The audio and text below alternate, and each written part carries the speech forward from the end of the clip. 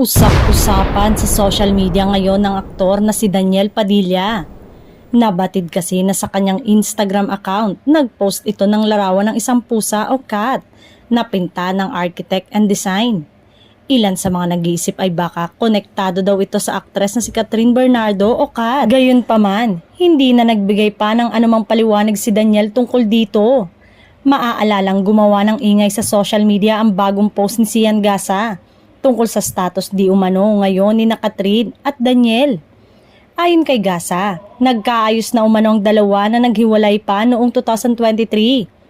Bago pa ang balitang ito, nauna nang naiulat na nagkakausap na ang dalawa kaya naman hindi malabong totoo ang mga balitang ito nang i-connect ng mga netizen at mga tagahanga ng Katniel na umaasa pa din na magkakabalikan ng kanilang mga idolo. Matapos kasi ang balita na muling nagkakausap sina Kat at DJ, ang pagkumpirma naman ni Alden Richard na hindi na umabot pa sa ibang level o ligawan level ang kanilang relasyon. Marami naman ang nag-aabang ngayon dahil mas maganda daw kung kina DJ at Catherine manggagaling kung ano ang totoong lagay ng kanilang relasyon.